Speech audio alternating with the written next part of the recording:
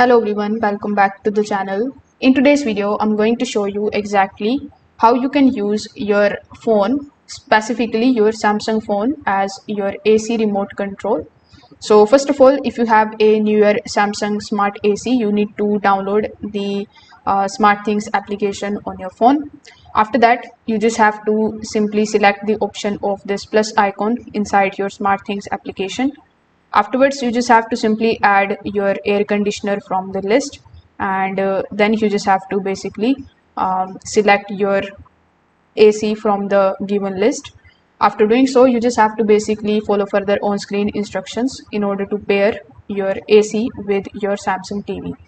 Now, after the setup is done, you are going to see your AC inside the SmartThings application. You will see the digital remote where you can basically turn your AC on, you can turn it off, and you can also adjust the cooling, you can adjust the airflow and monitor the settings directly from your Samsung phone. So you just have to simply pair it and then you can control it with your phone. So if this video helped you out, make sure that you like this video and subscribe to the channel. Thanks for watching.